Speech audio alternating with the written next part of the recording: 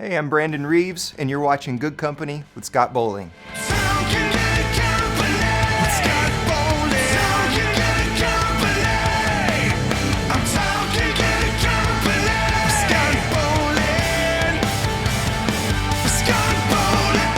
Hey guys, my name's Scott Bowling, and today I'm with an old friend of mine, Brandon Reeves. Hey, guys. Dude, me and Brandon have been friends forever, Sure. but we've never hung out. No. How weird is that? No, never All hung this time. out. I mean, we may have hung out in the background, but I'm from Gainesville, you're from Gainesville. I've never been like the most outgoing towards people that I don't know. So I'm not the kind of guy who would just come up to you and start talking and introduce myself. You know? Yeah, so that's good. the reason. It's my own. No, it's not, man. You're good. Dude, we just played a song. What's the name of that song? Until it's, you tell me. Until It Takes a Hold. Until It Takes a Hold. Yeah. Great song, dude. Thanks, man. I like it. Man, thank you for letting me play on it. It was fun. You're professional, dude. Like, I'm on there just sweating, like, oh, I gotta keep up. Yeah, professional, I think that's okay. I've just been playing music for a long time. I've played in enough situations where I feel like the worst that can happen is I screw the song up. And I've screwed up so many songs that I'm comfortable with that. How long have you been playing for? You've been playing forever, dude, right? I started playing the guitar 30 years ago. 30 years ago. We're getting old, dude. Yeah, 41. 40, me too. Yeah, 41. Yeah, so I started nice. 30 years ago and You started playing guitar. taking That's your lessons. first thing from Ted Tuck, right? That's right. We were talking earlier. That's Yeah. cool. Were you born and raised in Gainesville? Yep, Northeast Georgia Medical Center. Nice, dude. That's where my kids were born. Yeah. We have so much in common, man. All right, so Ted Tuck taught you guitar lessons. That's right. Yeah, I didn't know anything about it. I didn't know how to tune it. I didn't, when I got my first like actual toy guitar when I was a kid, like 5, Yeah. I didn't even know that you press the strings down with this hand. I thought this was just a handle. You just hold that and you strum, right? So I really was not the kind of person who's going to be okay teaching themselves. I guess your parents weren't musical, right? No, They'd I be didn't. like, son, you don't just hold the guitar, you gotta press. I don't know who finally told me you have to press the strings down, but my parents are not particularly musical. They're not? I've got a great-grandmother who's a pianist named Olis. Shout out to Olis Blackstock. And she's long since deceased. Shout out. And Yeah. she played piano in church on Sunday mornings, but then she also played ragtime piano, like Saturday night cool. ragtime piano. Okay. So that's the only relative I have that. And that influenced you? Like her playing music? You're like, I remember, like, we would get together for Christmas and she would play Christmas songs. oh, cool. Yeah, so I have a memory of that. What was like, because like my brother's 5 years older than me, so I was always looking up to whatever he was listening to. We're talking about Guns N' Roses. He liked Guns N' Roses back in the day. Yeah. Who influenced you to get into music? I mean, was there somebody in particular? Did you meet a friend or? I have memories that go way back. I remember the first person I ever saw play the guitar in real life. Who's that? I was in preschool, and I don't know what her name was, but I can kind of picture her. She had like brown wavy hair, and she had like a Martin, just like a regular acoustic, and she would sing like "He's got the whole world." And we would have these sing-alongs, and even though it was these simple things, I remember seeing this lady playing the guitar and just thought it was amazing. And then my mom would pick me up, and we would listen to 96 Rock, Oh, right? So yes, like yes, Bon yes. Jovi, Bruce Springsteen, John Mellencamp was huge. Mm-hmm. So that music early on. That's so interesting. Wait, so were you into sports at all growing up, or was it? I played a lot of sports and I was never good at See, it. me too. I played baseball. I was never good at it. There were a lot of those things that I felt like you're supposed to do. Like you're supposed to play t-ball and a little bit of soccer, basketball. Mm-hmm. But those, once I started playing the guitar and taking lessons, those all kind of fell away. Yeah. So your voice is so soothing, man. By the way, I know it sounds weird to say. Your voice soothes me. Thank you. But it's very pleasant, man. How long have you been singing for? Did you play guitar for a long time and then be like, I can sing? I mean, do you sing along to songs and figure out? How do you know you can sing? I played the guitar for probably at least a decade. Wow. Before and I would I thought it would be cool to sing, Mm-hmm. but I've never sang in a choir. I don't have any vocal training. And so, I studied music in school. And so I had to sing in like a chorus. And, if you study music in school, you have to sing a little bit. There's just no way around it. And so I did that. And then when I graduated, that's when I started trying to figure out, like, okay, maybe I can figure out how to make a sound with my voice that I don't hate. Did you have to take lessons vocal lessons or not? I mean, singing lessons? No, it's this sight singing thing where you look at a piece of music and without an instrument, you got to be able to sing what those notes are. So how hard was it to transition to singing and playing guitar? Was that easy? Because I know a lot of people struggle with that. Like, if they're playing guitar and learning to sing at the same time. Some songs that's really hard, but for the most part, it's just about getting the guitar part down. You just got to do this 100 billion times so that you don't have to think about it while you sing. Yeah. Do you remember the first song you wrote? I do. Well, it goes back before I played the guitar, before I knew that you pressed the strings down. Right. That age, Brandon Reeves wrote a song about baseball, and I don't remember what it was called. And I know that I didn't even know that the words are supposed to rhyme. It probably didn't rhyme. Yeah. But it was something about baseball, and in the end, somebody hit a home run, and it was just me strumming an out-of-tune guitar and singing. That's cool, man. Yeah. Dude, I was talking to you earlier, man. You've been in bands with like Carl and all the. Were you in a lot of bands in high school, or did you just do a solo kind of gig? No, I wasn't in a lot of bands. I took lessons from Ted. Ted Tuck. Yes, me too, man. And Bud Harris took lessons from Ted. Yep.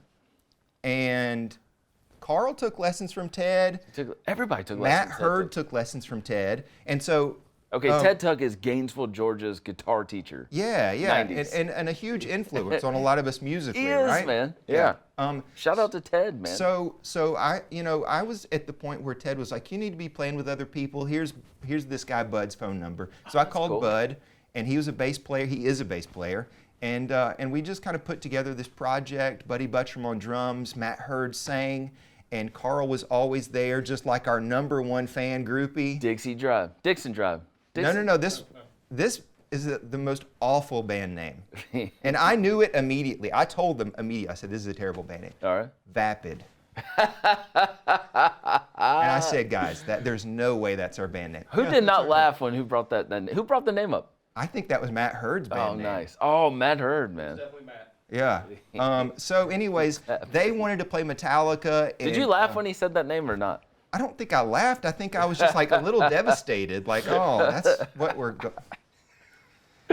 But so they wanted to play a lot of metal stuff, which I wasn't really that familiar with at the time. And I just wanted to play Hendrix and Cream and, probably Allman Brothers. We never ventured that far into into whatever kind of realm I'm from. But we did play some Hendrix and Cream, and we played Metallica and Fear Factory. Oh, you played Fear Factory? We played one Fear Factory song. Did you sing it? I did not sing anything. This was before I sang anything, really. Yeah, I lived at that house, by the way, so I could probably hear you guys jamming.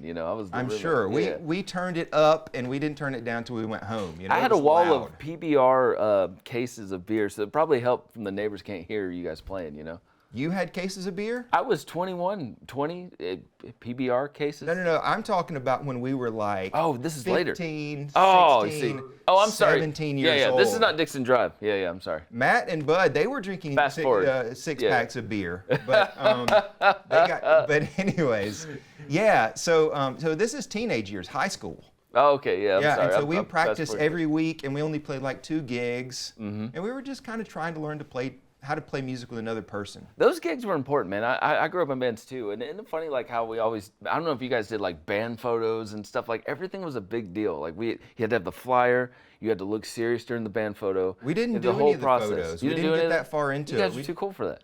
I don't know. We just practiced a lot, and we played like 2 parties, and it never really took off. Okay. Yeah. So and then after that, were you in any other bands? Because I know didn't you revisit that in Carl's band, or was that it? No, it was just kind of a weird journey. So while I was playing with Bud, I met Michael Smith. Michael C. Smith. That's right. He was on the show. Yeah, and so me and Bud started playing with Michael. Okay, I got you. Yeah. And I don't remember who the drummer was immediately. We went through several drummers. But Michael was more like Bruce Springsteen, Bob Dylan, that kind of folky kind of folk rock kind of thing. Yeah, man. And so we started playing with him, and we were doing both. We were doing vapid heavy metal and folk rock Michael C. Smith. I love this dude. And eventually I told Bud I didn't want to do the heavy metal thing anymore, that this was more my speed. Not because I don't like the metal. Yeah. I can't really play that way. It's not my forte, Just get a metal zone and click it, Yeah, I'm not good at it. I'm not good at it. So I played with Michael for a while. Our band name was called Nomad. Okay. And so I think that's a better name than Yeah. Vapid. Vapid. Yeah. Anything's better than Vapid. Yeah. Yeah. And so and Michael was writing a lot of songs at the time, and I was trying to write a few songs, but he was really. So I got some of your look at these fancy props I got, man. Look, this is your brand new album. We're just gonna start off with this, right? Yeah, that's right. That one came out in January. January, okay. Yeah. This year. How long did it take you to write it? What's this called? It's called There's No Going Back. Back. Yeah. It was all written in 2021. It's mostly like a lot of if you're writing songs during the pandemic, it's hard not to write songs about that kind of, how the world has changed. Yes. So a lot of it is about, I don't know. I love your songs, man. The messages. It's like I don't know how long it takes you to write a good song, but there's a song in here I love, like about friends. A friend's a beautiful and rare thing to have, right? A friend is a rare and beautiful thing. And it's such a good. I love that song, man. It's great. And I tell you where I got the title from, and I know you've read the book. I read a lot of books. I'm just kidding. Acid for the Children. I didn't read that. You didn't read Flea's Acid for the Children? Oh, I did. I did read it. That's before it's his childhood. Yeah. And it stops when he gets signed to Red Chili And Peppers. that sentence. And I read that book. Here's the I've weird read thing. 5 books in my whole life. That was one of them. I know, well, I if I do anything, I let everybody on Facebook know that I've done the thing. And so I read that book and I posted on Facebook. I read this, that's and you awesome. commented. But anyways, that phrase is in his book.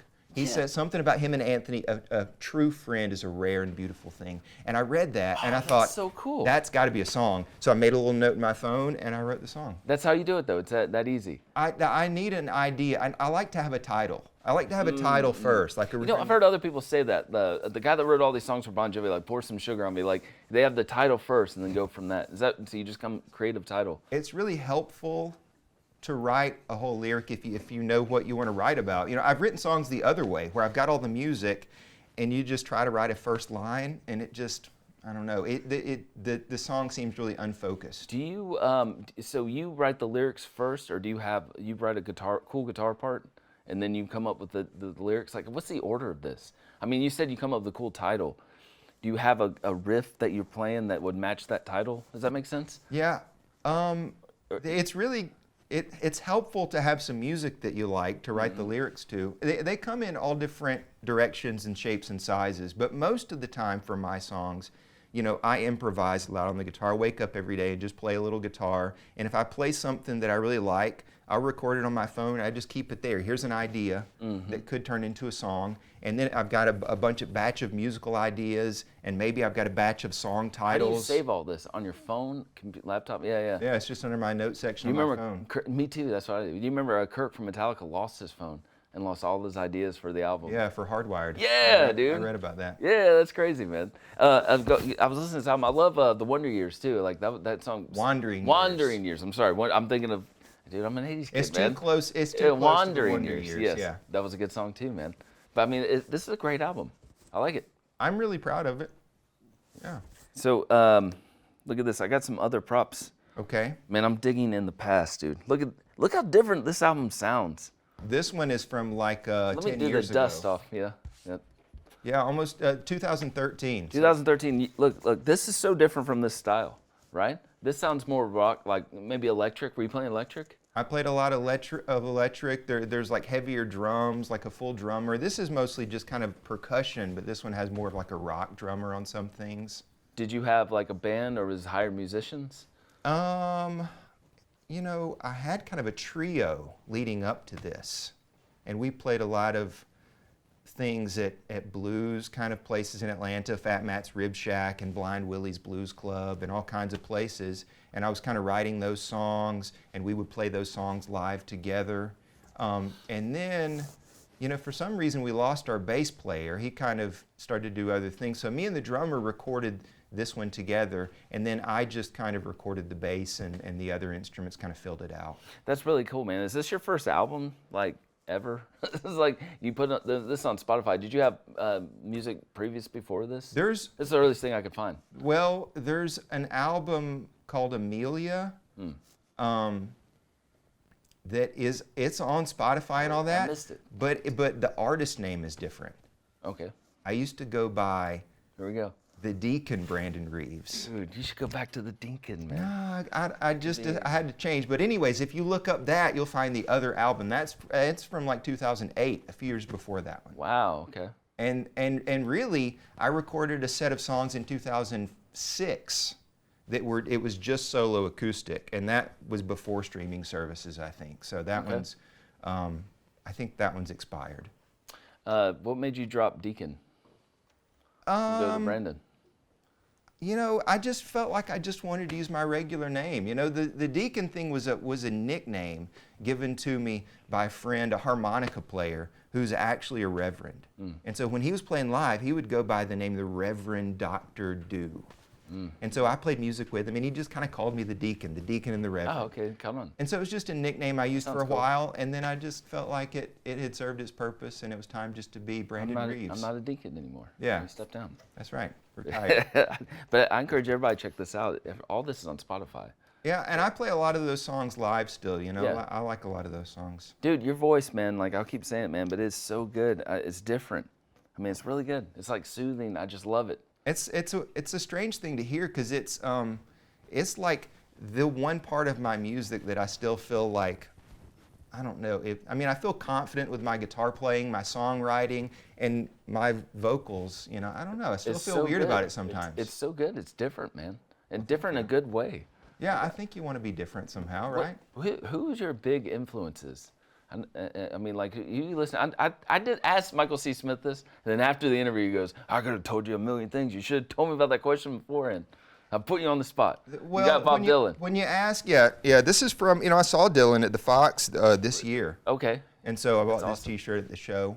He was amazing. Was he? He was incredible. So I've heard Howard Stern play Bob Dylan songs live, and it's like, guess what song he's singing, and you can barely understand it. Well, you have to understand, he's not going to play by the rules. Mm-hmm. You know, Bob Dylan does what he wants to do.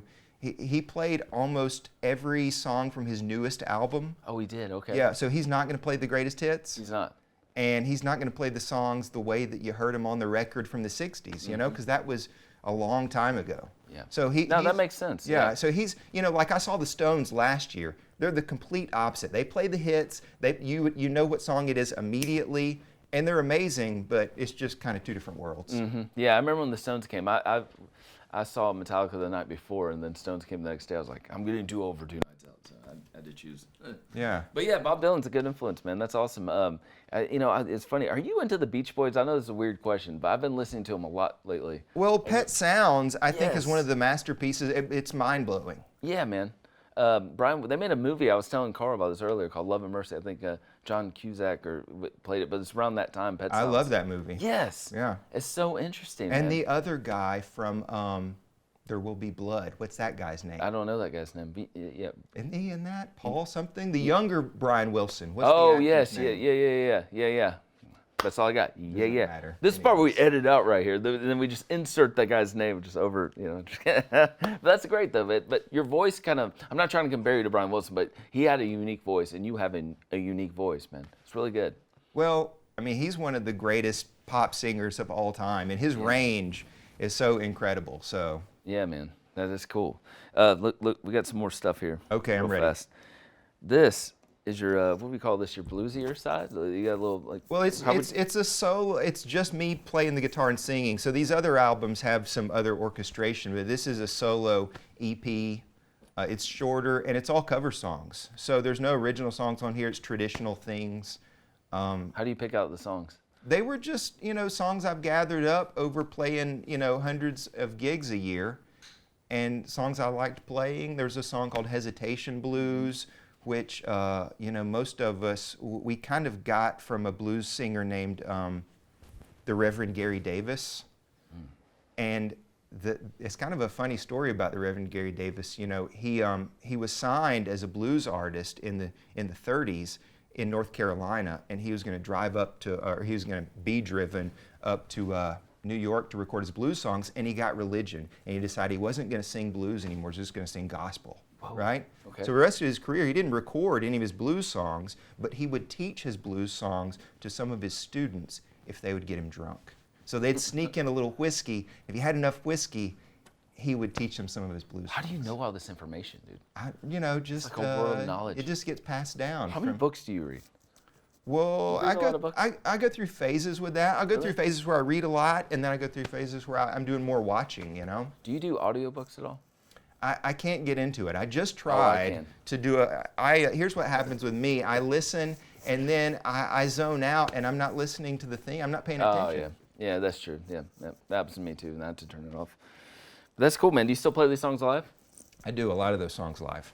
Yeah, that's awesome. Hey, do you get like, when you have a band and you go from band to doing an acoustic, how much like confidence do you have playing live? Do you get nervous, or do you like having a band that backs you up? Like you said, you don't play with the band often, right? Not very often anymore. Most of what I do is solo gigs. I do get nervous if I'm playing like a new venue, or if there's a bigger crowd or Really? something like that. But most of the time, after you've played 1,000 performances, it's just like, oh, what's the worst that can happen? Well, that's good nerves. You get a little butterfly. I mean, you want to do well. Yeah. Sure. So that's good. Are you going to do any more albums like this, cover songs? I don't have any plans, but maybe, you never know. Cover songs are weird, right? So when you put them on albums and can you sell like you have to get permission and all that? Like, go I down don't that think rabbit you hole? have to get permission, but see, these are traditional songs. Mm-hmm. These are songs that, are passed down and passed down. So there's not one person that goes back to. So you just put traditional. There you go. Right? So if I recorded an album of Beatles songs, yeah, Paul and John are getting credit, and they get a large percentage of the money. Mm-hmm. So that's the hard part about recording cover songs. Yeah, the traditional sounds like a loophole. That's good. It is kind of a loophole. That's good. No, I like it, man. Is that your hat on there too? That's good. Yeah. That's good looking at. Yeah. Yeah, sorry. That's neither here nor there. Look at this guy right here. Yeah. This is probably my favorite album cover you did right here. That's good. It's a lot of these album covers are created by a guy named Bear Roberts. How'd you hook up with him? He's from the Atlanta area, and he does artwork for a lot of artists and a lot of like concert posters now. So I just from friends. Oh, that's cool. Yeah, man, that's good. I gotta check. 2016, I think. 2016, and this was the last one you did, right? Before the latest one. There was kind of a big time jump from 2016 to 2021 or 2022. Why was that? I don't know.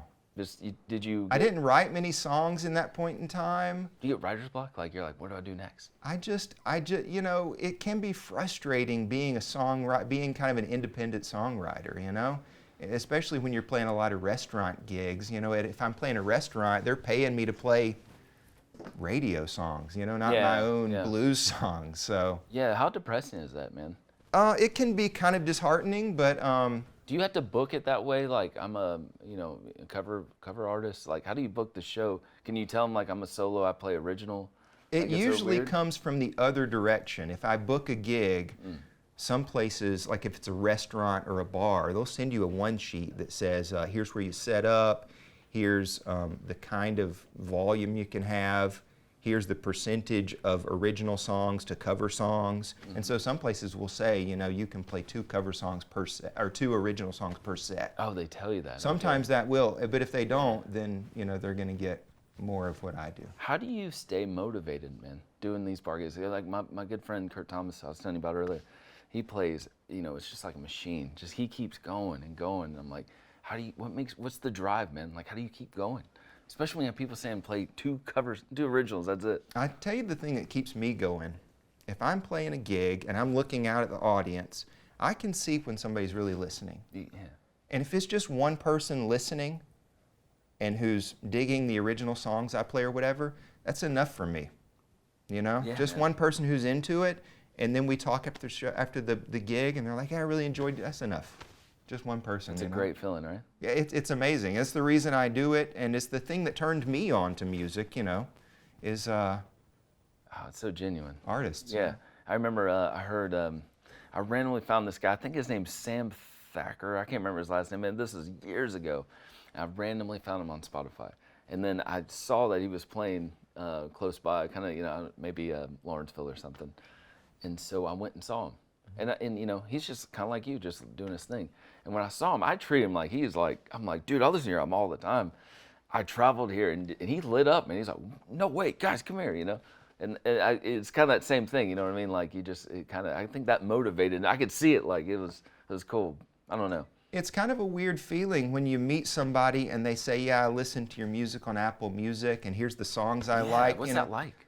Well, I forget that stuff is out there or that people are listening to it. I was playing a thing in Marietta the other day, and I saw this guy singing along to a song of mine called "I Like You Just the Way You Are," and he was mouthing the words while I was playing it, and I was like, "Oh my God, that's mind blowing." That's amazing. I'm glad you brought that song up because when I'll be honest with you, when I first heard that title, I was like Billy Joel. I was like, just the way you are. I was like, wow. There's a what's his song called? It's something similar to I Love You Just the Way You Are. Okay. This one it's not really a love song. This is more like that song is really just about myself, my own insecurities. If you listen to that, it's like, yeah, sometimes you need to write a song just to make yourself feel better. It's a great song. Yeah, I love that. Like, just the way you are. I want to talk. I do not have a big prop to show. You got a brand new song, dude. I do. Yes. Well, the reason you don't have a prop is I didn't tell you it was coming out. I had it made, but it's been made late. I would get it on Monday. Yeah. Okay. Yeah, but you gotta talk about that, dude. It's I don't give up. No, it's called I Still. It's really called I Still Give a Fuck. And dude, you can't cuss on the show. Oh, can I not? I'm just kidding, dude. Keep going, man. So, anyways, I was gonna release it, and I realized that on Apple Music they censor it anyways. So if I release it to Apple Music, it would be I Still Give an F ... Well, Spotify does it too. Do they? Yeah, because it said F ... That's no. So that's the way I released it. Okay. So I went ahead and censored it. Oh, okay. And also so that I could put it on my social media and people would see, here's the title. If you're not interested in hearing this kind of a song, don't click on it, Mm-hmm. But actually, it's gotten a pretty positive response. It's been great. It's a good song, man. Please explain how you got this idea. What's the song about?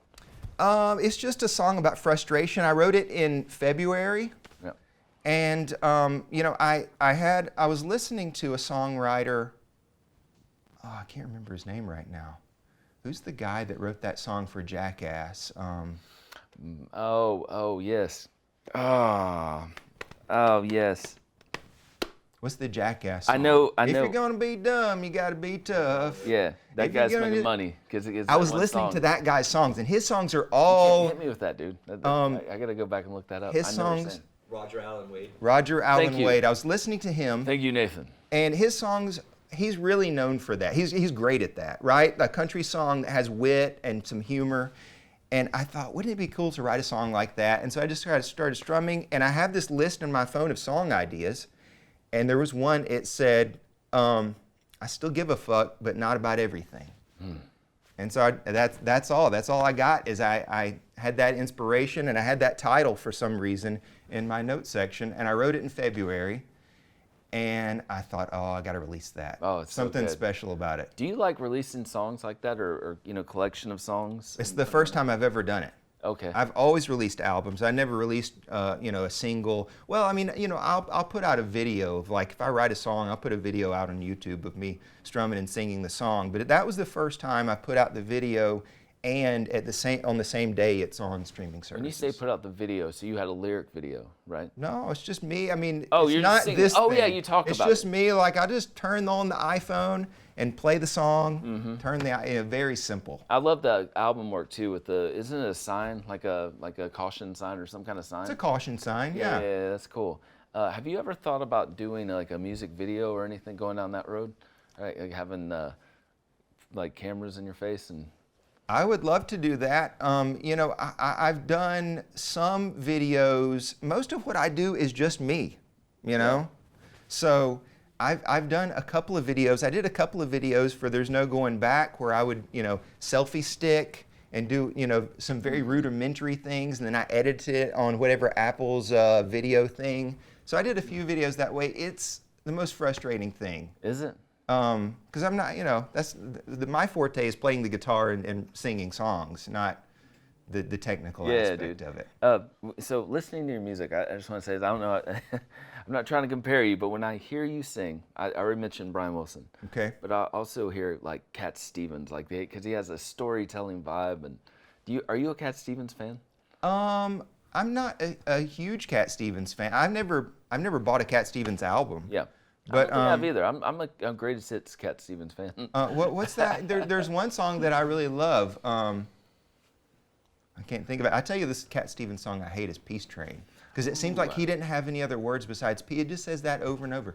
Peace train, peace train, peace train. Something about a peace train. Yes, dude. You know what else does that is the guy that sings "Ain't No Sunshine." What's that guy's name? Oh, Bill Withers. Bill Withers, when he goes, and I know. He said he did a fill-in because he was going to write lyrics for that, and he liked that instead. I got a joke for you. Ready? Okay. Do you know how you turn a duck into a soul singer? You put it in the microwave until it's Bill Withers. Okay, that's funny. Yeah. There you go. Are you a Bill Withers? I do like Bill Withers, yeah. I do too. Nobody knows Bill Withers, but they know the songs, but a lot of my friends are like, who is that? He's got a great documentary too. Yeah, But- I think I've seen a part of it. He's an amazing singer, and his guitar playing, that song, Ain't No Sunshine, I've taught that to a few of my students, and that's a song that most people play wrong. It's a little weirder. It's got a little more of a quirky kind of thing about it. Yeah, man. Anyway, man, this has been really cool, man, having you on the show, man. Thanks for having me. It's amazing. Yeah, dude. I want to jam with you more. Thank you for letting me play that song with you. That was fun. Yeah, dude. I don't got get to- nervous because when you started playing it, I was like, holy crap, dude. He's good.